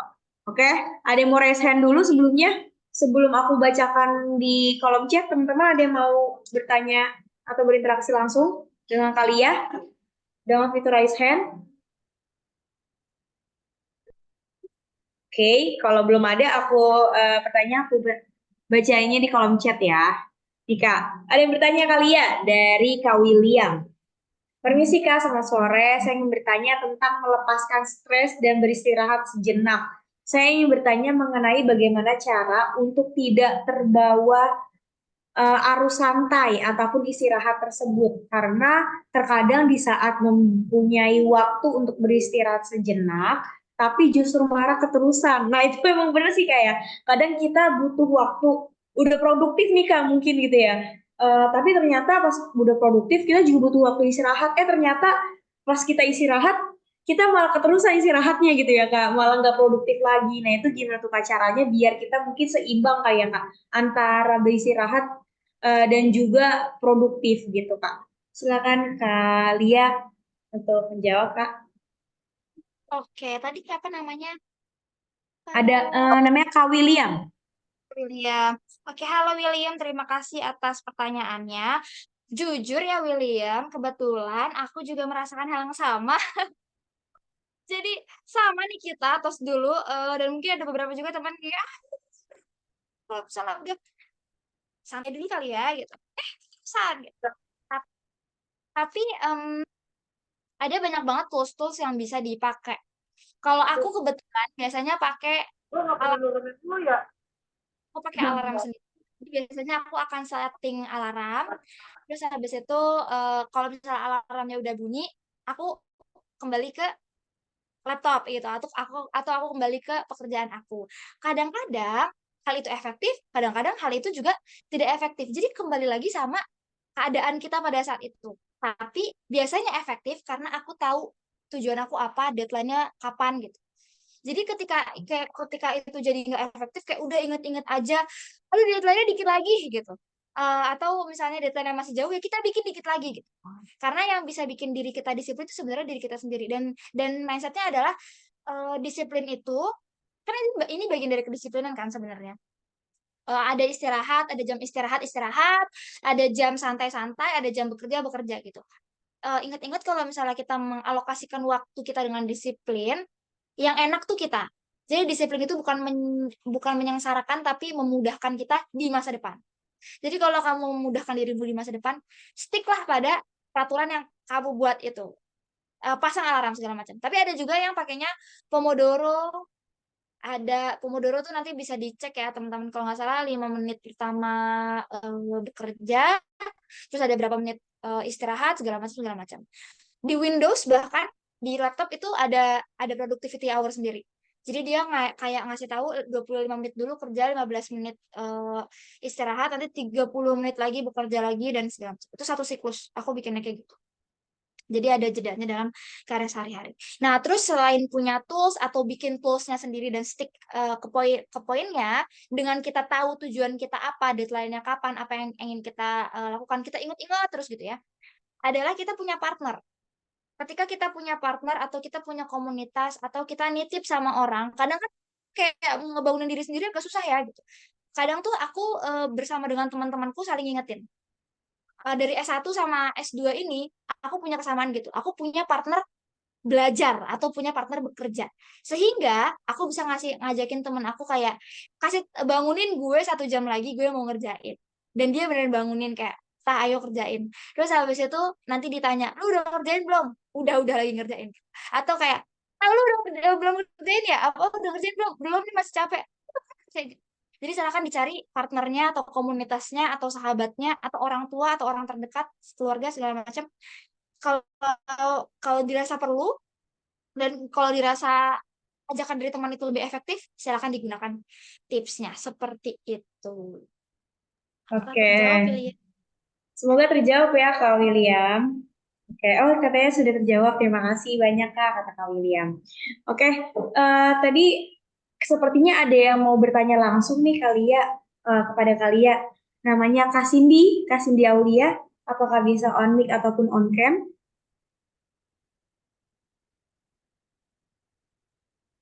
Oke, Kak Cindy Aulia mau bertanya langsung dengan kalian. Boleh untuk on mic ataupun on cam, Kak Cindy Aulia. Oke, mungkin lagi siap-siap kali ya Kak Cindy Aulia ya untuk pertanyaannya. Oke Kak, mungkin next, ini juga ada pertanyaan di kolom chat. Sebenarnya jujur aku bingung banget pilihnya karena benar-benar banyak banget gitu ya kan Kak. Oke, di sini ada nih Kak. Dari Karetno Dwi Atmojo. Kak mau tanya, kenapa ya aku sering bosenan ketika melakukan suatu pekerjaan? Misalnya mengerjakan skripsi, baru 10 menit aja itu udah pengen udahan gitu loh Kak. Akhirnya satu hari hanya bisa mengerjakan 5 paragraf aja. Nah, bagaimana nih Kak solusinya untuk mengatasi kebosanan tersebut? Gitu dari Karto. Boleh untuk dijawab Kak Lia, silakan. Oke, terima kasih Retno pertanyaannya. Kalau misalnya bosanan gimana Kak? Kayaknya ada dua hal sepertinya yang bisa menjelaskan ini ya. Yang pertama adalah memang kitanya bosenan karena emang dari dulunya sukar untuk berkonsentrasi pada suatu hal, terus kayak udah bosen ganti lagi, atau memang keadaan lingkungan yang kebetulan akhir-akhir ini dengan segala macam sosial media, teknologi dan segala macam itu membuat kita jadi span fokusnya lebih pendek. Itu udah banyak penelitiannya ternyata span fokus orang-orang tuh jadi lebih pendek semenjak ada handphone di mana dalam waktu sepersekian detik kita udah mendapatkan sesuatu yang kita senangi atau kita udah bisa mendapat gratifikasi atau instant gratification. Kalau penyebabnya adalah satu kita memang bosenan, berarti yang bisa kita lakukan adalah memanfaatkan bosenan itu. Jadi misalnya gini, kita punya kerjaan satu skripsian, satu misalnya sambil part time, tapi part time-nya juga freelance. Atau satunya lagi mengerjakan pekerjaan rumah. Atau satunya lagi pilihlah adalah hal lain yang produktif gitu. Jadi, ya udah, terimalah magernya apa bukan mager, bosennya itu 15 menit ngerjain, 15 menit udah bosen, ganti ke pekerjaan yang lain. Misalnya eh ya udah suka nulis novel, ya udah nulis novel, suka bikin gambar, menerima apa namanya jadi freelance kerjain deadline dari target dari kantornya gitu, atau kayak bikin karya ya udah bikin karya gitu 15 menit kemudian oh udah ngerjain itu bosan ganti lagi ke skripsi segala macam jadi kayak diganti-ganti aja emang emang sengaja aja untuk kasih diri beberapa kegiatan untuk akhirnya 15 menit ngerjain A, 15 menit ngerjain B, 15 menit ngerjain C. Dan kalau memang tahu bahwa oh diri ini bosanan sehingga kalau misalnya mengerjakan sesuatu itu nggak bisa blast selesai langsung. Ya udah kasih waktu lebih panjang untuk ngerjain. Misalnya deadline-nya seminggu, jangan kerjainnya H-3 atau H-1 malah. Kecuali kamu emang langsung bisa ngebut seharian ngerjain ya gitu. Tapi kasih waktu, ya udah oke. Kalau misalnya kita cuma bisa fokus dalam waktu 1 jam kerjain sesuatu, ya udah kerjain aja 1 jam. Hari ini 1 jam, 1 jam selesai, efektif, ya udah. Boleh kerjain yang lain, boleh istirahat. Besok dikerjain lagi 1 jam, besok dikerjain lagi. Jadi dicicil, dipecah-pecah jadi bagian yang emang sesuai dengan kemampuan kita gitu. Atau kalau misalnya memang penyebabnya adalah karena kita udah terlalu banyak mengkonsumsi sesuatu yang instan atau instant gratification, coba dikurangi secara bertahap. Misalnya, kalau misalnya teman-teman eh, kayaknya udah ada di dalam developer apa masing-masing handphone ya kadang-kadang kalau handphone aku sendiri tuh udah bisa ngetek waktu kita main TikTok tuh berapa lama gitu. Jadi nanti kalau udah selesai dia mati sendiri dan bisa kita buka gitu. Itu ada. Jadi mungkin boleh dimanfaatkan itu bertahap dikurangin. Misalnya setiap hari kita itu nonton Netflix dalam sehari itu 3 jam. Bolehlah besok cuma 2 jam aja, dikurangin sedikit. Besoknya cuma 1 jam aja, dikurangin sedikit. Sampai nanti akhirnya bisa dikurangin sampai nontonnya pas emang lagi waktu luang di weekend. Gitu. Sehingga otak kita juga nggak terlalu haus dengan kayak udah bosan pengen lagi. Udah nggak fun gitu, pengen lagi yang kayak gitu. Atau memang udah paksa. Kalau memang penyebabnya adalah tadi instant gratification, yang diperlukan adalah paksa sedikit untuk bertahan ngerjain barang tahan begitu udah kayak bosen mau buka handphone gitu paksa bentar kalau udah mulai muncul 5 menit 10 menit lagi 10 menit udah besok tambahin lagi 15 menit lagi besok tambahin lagi dan seterusnya jadi kayak kita lihat juga keadaan gitu terjawab Kak Retno. Ya, semoga terjawab ya Kak Retno. Oke Kak, wah ini ada pertanyaan lagi mungkin udah ada yang raise hand nih Kak, ada 2 orang, ada Kak Bila sama Kak Fadli. Mungkin pertama kali Kak Bila dulu kali ya untuk bertanya kepada kalian. Silakan Kak Bila. Ya, terima kasih, Kak. Sebelumnya saya mohon maaf izin tidak bisa menyalakan kamera. Kak Talia, saya izin bertanya, bagaimana sih cara kita saat merasa terburu-buru atau dirush untuk menyelesaikan satu pekerjaan atau misalnya belajar gitu? Karena kita masih merasa masih kurang jauh gitu dari kurang cukup atau kurang kurang cukup dari standarnya atau kurang bisa mampu untuk menyelesaikan masalahnya misalnya gitu. Terima kasih Kak, mohon jawabannya. Oke.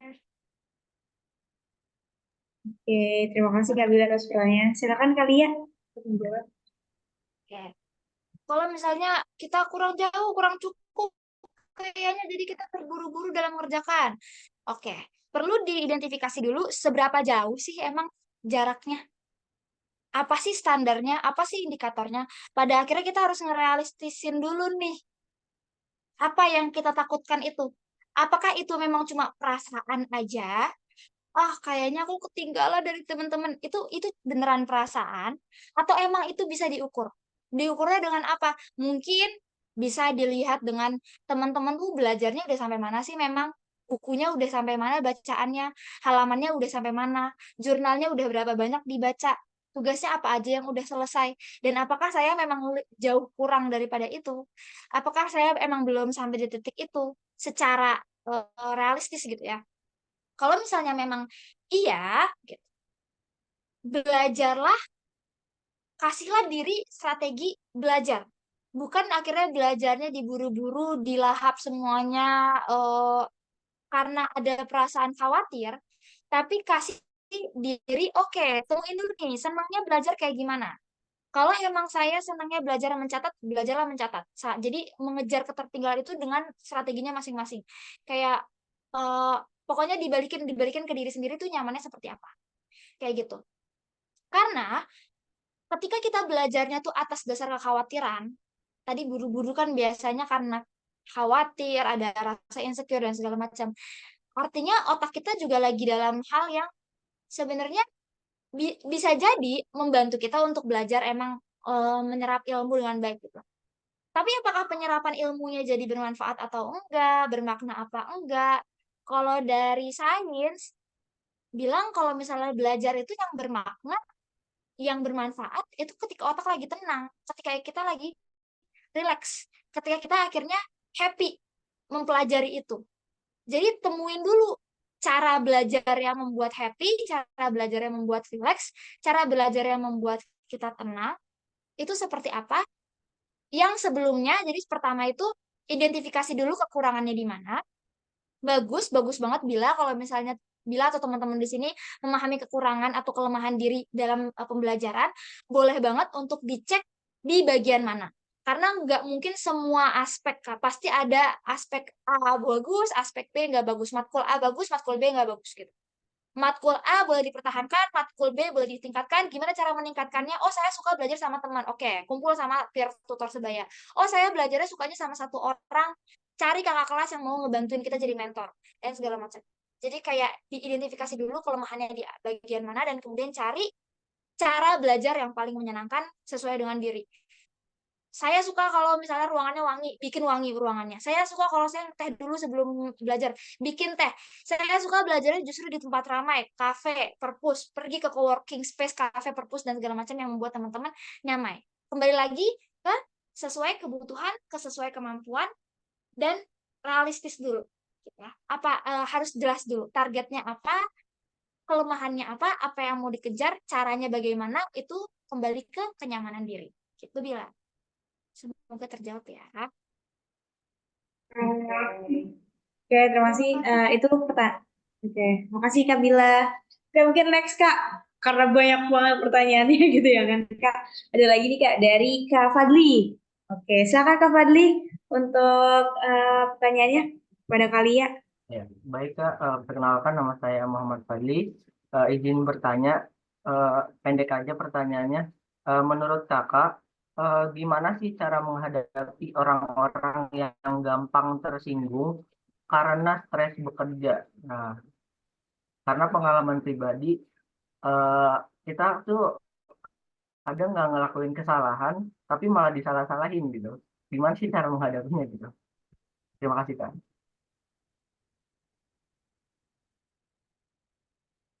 Oke. Sip. Terima kasih Fadli. Langsung dijawab berarti ya. Oke. Nah, Fadli, kadang-kadang emang agak kesel ya. Nggak salah nih gara-gara dia stres. meledak-ledak apalagi segala macam.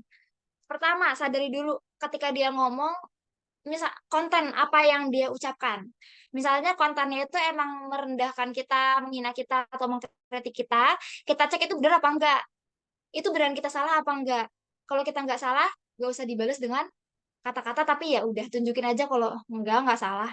Pekerjaan saya sudah betul, pekerjaan saya sudah optimal. Jadi kalaupun misalnya dia akhirnya marah atau mengucapkan eh, apa kesalahannya dia ke orang-orang, kita juga udah punya bukti. Nah, saya sebenarnya nggak seperti apa yang dia omongin, karena ya pekerjaan saya terbukti baik aja, optimal aja, segala macam.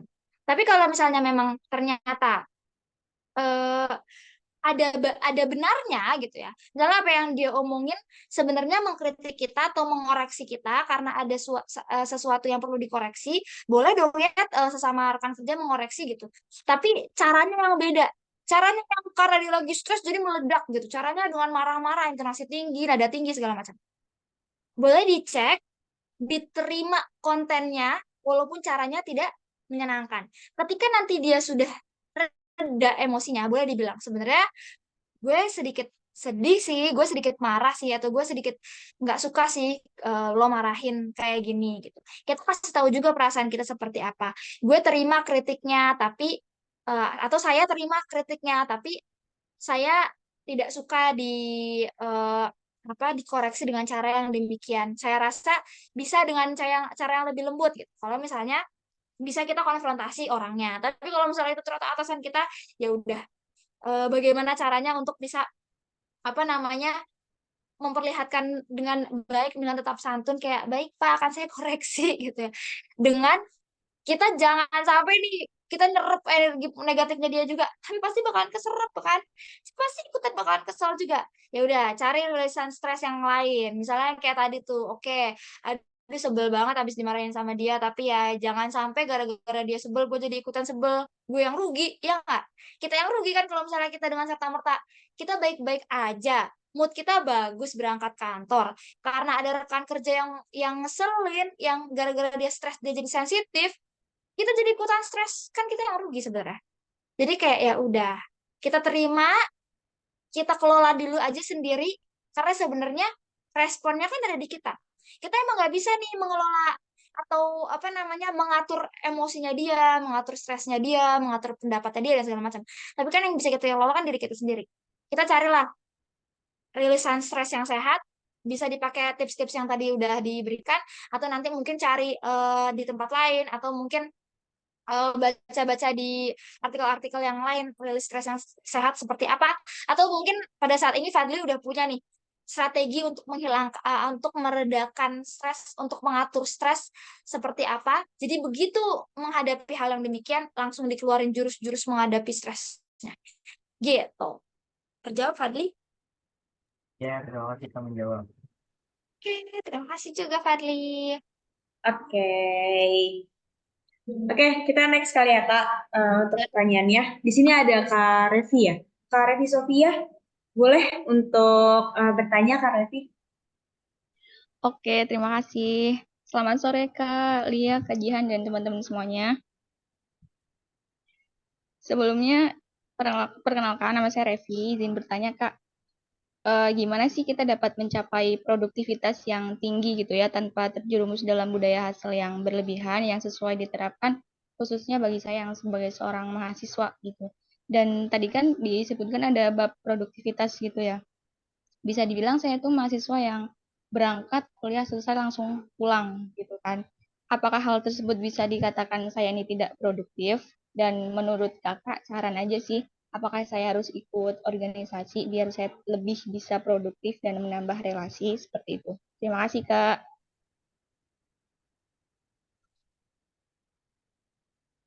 Oke, terima kasih Sofia. Panggilannya Revi itu Sofia.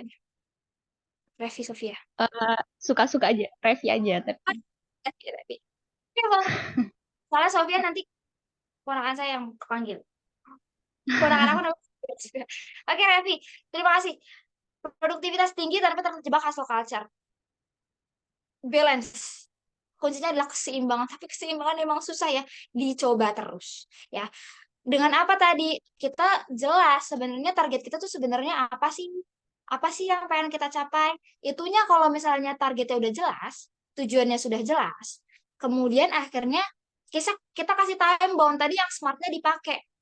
Time bound dalam jangka waktu kapan nih kita selesaikan, dan kemudian kita disiplin sama jangka waktu tersebut. Pada akhirnya produktif gitu kan. Dan nggak berarti 24 jam dipakai untuk menyelesaikan pekerjaan itu atau menyelesaikan tugas itu. Tapi ada waktu-waktu yang digunakan untuk ber apa ngobrol sama orang terdekat, ngobrol sama teman, memberikan jeda tidurnya. Saya tahu mahasiswa sulit untuk tidur cukup gitu ya, apalagi mahasiswa S2, tapi dicoba untuk tidurnya cukup. Misalnya kalau atau misalnya kayak kan aku sukanya begadang, ya udah silakan begadang sampai mungkin nanti jam 2 tidur, nanti bangun lagi dan segala macam. Enggak yang 24 jam nggak pernah tidur nonstop gitu, enggak. Jadi kayak kasih kasih kasih target, kasih deadline, dan kemudian stick disiplin sama deadline itu dengan kebutuhan-kebutuhan fisik dasarnya terpenuhi, makannya terpenuhi, minumnya terpenuhi, tidurnya terpenuhi dengan proporsi yang dibutuhkan oleh tubuh masing-masing. Nah, kemudian gimana supaya apakah kupu-kupu itu nggak produktif kah gitu? Apakah harus ikut A, B, C, D supaya produktif? Oke. Pandangan aku soal mahasiswa. Sebenarnya eh, aku nggak bisa bilang juga kalau misalnya kupu-kupu itu tidak produktif. Aku nggak akan menjustifikasi bahwa yang produktif adalah mereka-mereka yang ikut magang, bahwa yang produktif itu adalah mereka-mereka yang gabung organisasi kampus. Aku nggak akan menjustifikasi itu serta-merta kepada semua mahasiswa. Karena aku tahu ada beberapa kondisi, ada beberapa keadaan yang membuat orang memang lebih nyaman kupu-kupu, lebih nyaman kura-kura, lebih nyaman kumang kunang-kuna, kunang-kuna, apa segala macamnya. Tapi yang harus kamu tahu adalah, yang harus teman-teman mahasiswa tahu adalah, lagi-lagi tujuannya apa. Nanti kalau sudah selesai kuliah, ilmunya mau dipakai apa? Karirnya mau kemana?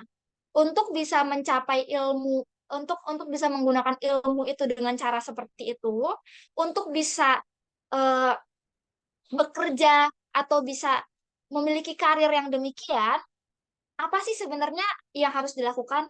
Karena persiapan setelah lulus kuliah itu nggak bisa disiapkan ya pas habis wisuda baru disiapin gitu ya. Tapi dari sekarang, dari kita lagi kuliah, lagi di bangku kuliah ini, sebenarnya saya butuh bekal apa sih buat nanti setelah lulus kuliah? Apakah dengan oke, kalau misalnya saya mau S2, berarti saya butuh GPA yang baik. GPA yang baik, saya butuh belajar yang baik. Mungkin saya agak sulit untuk bisa mendapatkan GPA itu apa ya? IPK. IPK yang baik kalau misalnya kalau misalnya kegiatan ekstranya ada banyak gitu. Jadi saya kayak agak kurang konsentrasi nih Kak kalau misalnya ngerjain organisasi juga, ini juga apa juga segala macam. Ya udah nggak apa-apa. Belajar yang fokus, tapi misalnya boleh tambahin kegiatan riset bareng sama dosen, atau mungkin baca-baca apa segala macam. Di rumah ada sesuatu yang dikerjakan supaya bisa jadi portofolio teman-teman ketika sudah lulus gitu, untuk mendapatkan tujuan tertentu gitu dan lain-lain. Atau misalnya memang aku tuh butuh pengalaman berorganisasi Kak, karena nanti karir aku adalah karir yang terkait dengan organisasi gitu, yang dilihat organisasinya segala macam. Ikut silakan. Aku tuh nanti mau jadi relawan apa namanya, kemanusiaan Kak. Silakan ikut pengabdian masyarakat. Aku nanti kalau kerja mau bener-bener langsung masuk ke industri, mau jadi apa namanya, budak korporat segala macam, silakan ikut magang dari sekarang. Jadi silakan disesuaikan dengan kondisi teman-teman dan disesuaikan dengan tujuan teman-teman nanti seperti apa.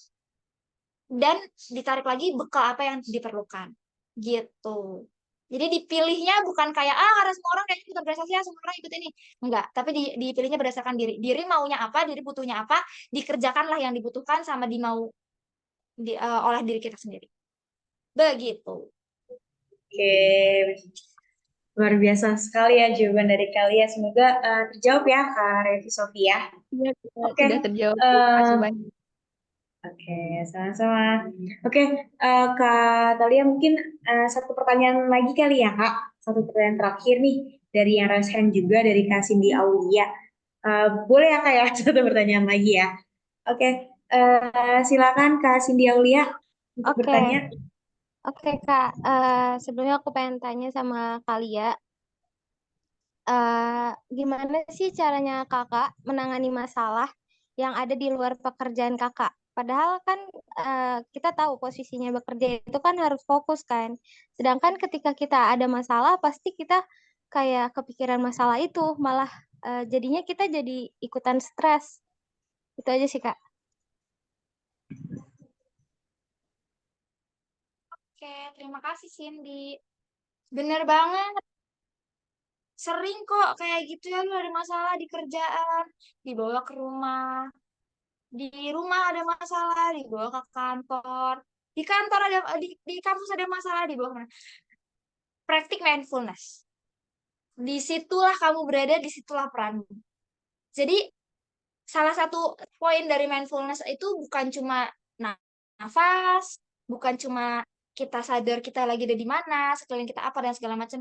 Lebih dari itu, sebenarnya mindfulness adalah being present. Hadir di tempat, hadir di mana kita ada di situ. Ketika kita sadar bahwa oke, posisi saya adalah di kantor, apa peran saya di kantor? Peran saya di kantor job desk-nya adalah A, B, C, D. Saya punya pekerjaan A, B, C, D, dan segala macam. Mau nggak mau, suka nggak suka, sedih, marah, stres, kecewa, emosi-emosi negatif yang dibawa dari rumah atau di luar kantor, disuruh istirahat dulu. Diam dulu sebentar ya, saya lagi kerja. Lagi berperan sebagai seorang pekerja, lagi berperan sebagai seorang karyawan. Di rumah, hal yang ada di kantor, hal-hal yang ada di pekerjaan, disuruh sebentar dulu, ditaruh dulu. Di rumah ini saya perannya sebagai apa? Sebagai anak, sebagai istri, sebagai ibu, sebagai suami, sebagai saudara. Peran saya di sini apa aja? Setting saya tuh sebenarnya di sini jadi apa? Setelannya tuh apa? Gitu. Berlakulah sesuai dengan peran di mana kita berada. Kalau aku sih seringnya begitu. Jadi kayak cara menyadarkan kayak ayo realistis hari ini lagi ada di kantor gitu. Sepengen semarah apapun kayak setidaknya kalau misalnya aku tahu pada beberapa kejadian, pada beberapa hal, pada apa namanya, adalah hari-hari di mana nggak kuat, merasa emosi yang terlalu memeludah, overwhelmed dan segala macam.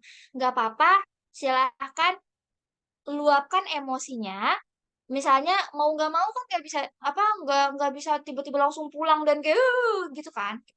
Silahkan luapkan emosinya. Misalnya kayak aku mau nangis, aku mau teriak atau aku mau gitu. Luapkan emosinya di tempat-tempat yang aman. Misalnya pergi ke kamar mandi sebentar, nangis sebentar, keluar lagi, oke, I'm good, I'm fine, kita bekerja lagi gitu. Atau misalnya di kantornya ada kayak rooftop kah atau apakah kayak berteriak tanpa suara gitu ya. Oh gitu. Boleh gitu. Atau nulis dulu apa yang pengen ditulis kayak aduh merasakan ini nah, tutup tulisannya kerja lagi gitu atau cari cara-cara hal-hal yang bikin mood kita enak. Lagi-lagi identifikasi diri. Mood kita, orang itu enak beda-beda caranya. Ada yang makan manis, ada yang minum apa? Minum hangat, ada yang minum apa namanya? Menghirup wangian segala macam. Lingkungannya kita setting supaya kita jadi nyaman. Nanti begitu ada kesempatan untuk menguraikan masalah atau menyelesaikan masalah yang tadi belum selesai, silakan diselesaikan. Begitu sih sepertinya sih. Oke, terima kasih. Kalian gimana Kak Cindy? Semoga terjawab ya Kak Cindy. Iya Kak, makasih ya. Ya, sama-sama Kak Cindy. Oke Kak, wah ternyata kita udah hampir 1,5 jam kali ya Kak ya. Ini tentang tadi ya materi Kakak dan juga Q&A, nggak kerasa banget. Udah mau jam 5 juga, udah sore banget. Teman-teman terima kasih banyak dan mohon maaf nih kalau misalkan tidak terjawab pertanyaan-pertanyaan teman-teman yang banyak banget di kolom chat ya. Mungkin bisa di lain waktu gitu ya. Kita bisa sharing-sharing lagi sama Kalia dan teman-teman. Boleh mungkin follow IG-nya atau Instagram-nya Kalia kali ya untuk bisa dapat sharing-sharing juga gitu ya Kalia ya. Gitu. Oke teman-teman. Oh ya Kalia sebelum ditutup gitu ya Kalia mungkin bisa aku minta closing statement kali ya untuk Kalia gitu ya. Untuk kita dari Kalia untuk kita semua kayak gitu Kalia. Sekarang Kalia untuk closing statement ya. Oke. Closing statement-nya nggak jauh-jauh dari apa yang tadi sudah aku sampaikan sebenarnya. Intinya adalah stresor itu ada di mana-mana, tantangan itu ada di mana-mana, tapi manusia itu punya jatahnya, punya porsinya, punya kemampuan untuk mengatur dirinya sendiri. Punya fitrah, punya kodratnya, punya setelannya sebenarnya. Dan manusia yang bijaksana adalah manusia yang tidak mengabaikan kodrat-kodrat itu. Manusia yang tidak mengabaikan kebutuhan-kebutuhan dasar dirinya. Karena ketika kebutuhan dasarnya dirinya terpenuhi, akhirnya dia bisa terus-menerus melangkah, do the next right thing, terus melakukan suatu kebaikan sampai akhirnya bisa mencapai aktualisasi diri, dan aktualisasi diri itulah yang kita inginkan untuk bisa mencapai produktivitas yang optimal dan maksimal. Seperti itu. Semangat teman-teman semuanya. Oke, terima kasih banyak kalian atas closing statement-nya. Benar ya teman-teman, kita harus semangat terus untuk menjalani hidup dan berproduktif lagi gitu. Mungkin sebelum kita berpisah dengan kalian, ya berpisah gitu. Kita boleh dokumentasi dulu kali ya. Untuk teman-teman semuanya, boleh nih kita on cam, kita foto, kita dokumentasi gitu ya bersama kalian dan teman-teman semuanya. Boleh aku tunggu mungkin 1 menit buat on cam. Boleh teman-teman on cam? Wah, di sini ada Kak. Wah, udah ada pada on cam. Oke. Oke. Oke. Masih ditunggu untuk on cam teman-teman semuanya. Wah. Oke, oke. Oke. Oke, baik. Oke, sudah kali ya? Oke, mungkin kita foto kali ya. Oke. Oke. Boleh teman-teman bergaya?